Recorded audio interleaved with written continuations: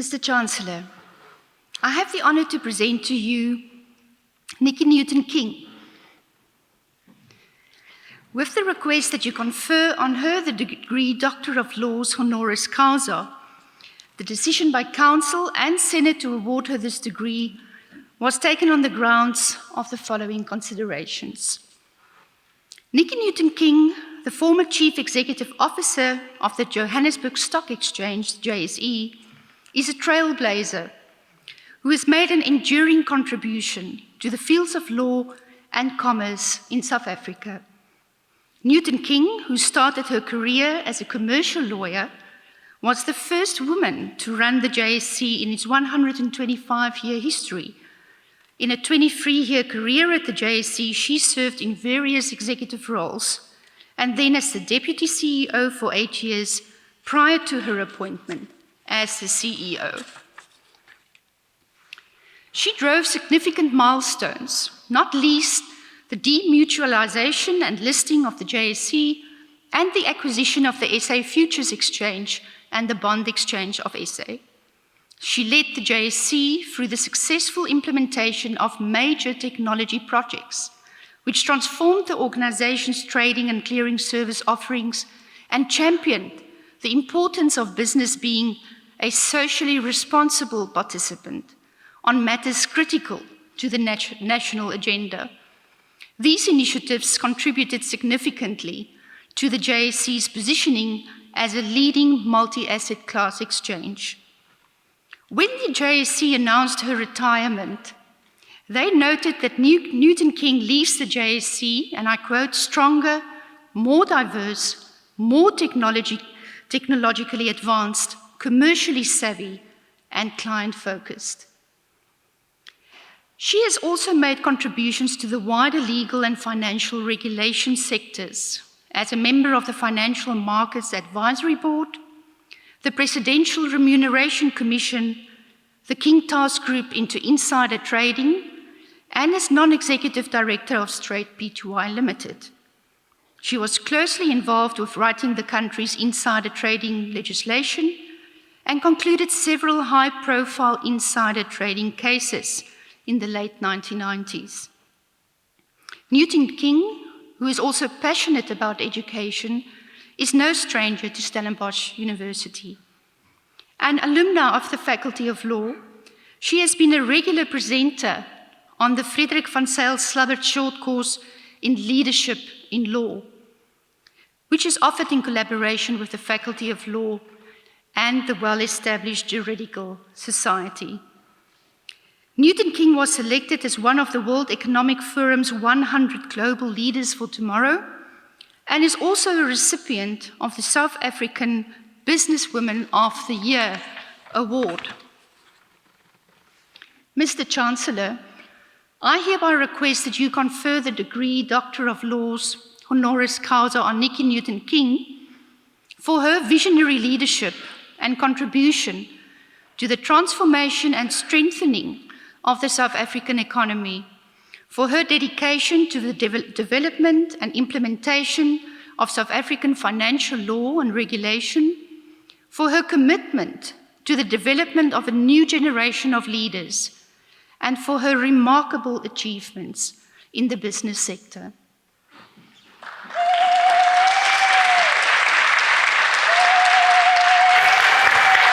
Thank you. With great joy, I confer the degree of Doctor of Laws honoris causa on Nicky Newton-King.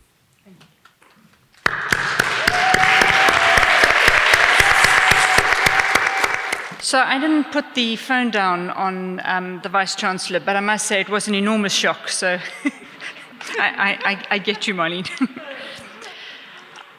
I grew up with my late father's stories around our dining room table of a Stellenbosch of great natural beauty and deep academic rigor, of a hallowed law faculty filled with giants who wrote benchmark textbooks and regularly spent time at top global universities, of lawyers who went on to become serious business people and senior counsel, or to write groundbreaking judgments, and of the alumni who over the years went on to challenge the established South African political landscape of their times, notwithstanding the university's reputation for producing so many of South Africa's political class.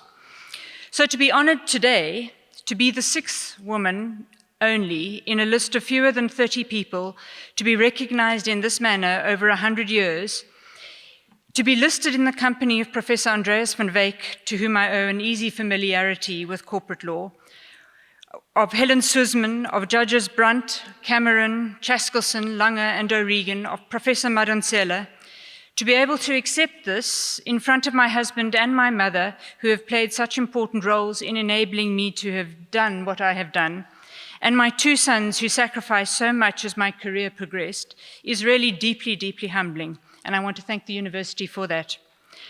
When the time came for me to choose where to learn my professional craft, I really never looked beyond the Ohoofgebou.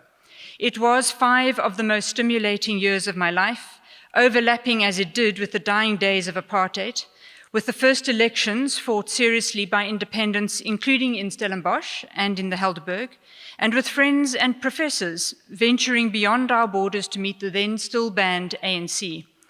Stellenbosch politics may have been relatively tame on the surface, and certainly relative to other universities, but the seismic rumbles were working their way through to those with the levers of power. And at Stellenbosch, as we all know, we learnt black letter law. But we learnt our law knowing that the country was in flux, being taught, I have to say, initially quite tentatively, and in the final 2 years very stridently, that we would be called on to use long-established legal principles in new ways. Over the years, our professors who joined the faculty from other universities pushed even harder on those themes. It's actually hard to conceive now that concepts of human rights or constitutional law really never featured in as substantial parts of our curriculum. Instead, we looked at how administrative law and labor law were good starting places for concepts of natural justice and equity. Criminal procedure became a place for students to understand how equality before the law was a concept not felt in practice by many, many South Africans. And I think we may not have credited some of our lecturers in the late 80s for being as brave and as enabling as they turned out to actually be. And although we certainly knew our law, we left Stellenbosch knowing that the world we would enter was changing, that nothing would be left unchallenged, and that we could be part of making that change happen. And I'm deeply grateful for the strength of that message. And my life post-Stellenbosch has been of charting unknown waters, using the base of learning and experience I had to challenge and change what I saw. Sometimes that was building whole new businesses, and sometimes just new business models. Sometimes, as you've heard, it was all about technology, and at other times, all about people. Oftentimes, it was about bringing colleagues and other stakeholders to confront the urgency of building a shared future. Nothing would have been possible without the strong teams of people who worked with and who challenged me over the years at home, at work, and amongst my friends. But in all of this, I learned that diversity is a competitive advantage. It's not something to note on a scorecard or to report on at a board meeting. If we crowd in different perspectives, we dramatically increase our ability to solve the most complex problems, and with a creativity that like-mindedness simply precludes. I learned that there is no lasting future in a world where privilege is not shared, and where the economically disenfranchised are excluded. And there is so much more for us to do, not only in this country, but around the world. I learned that there is a deep humanity in many people, and that authentic leadership can help people move past their fear of the unknown personal impact and unlock futures where the greater good can thrive. And I learned that change may feel so small as it happens, but that looking back, the arc of history can bend very far from its original course. There is no logic in waiting for tomorrow if you can start that change today. And finally, I learned that there are moments of truth for all of us.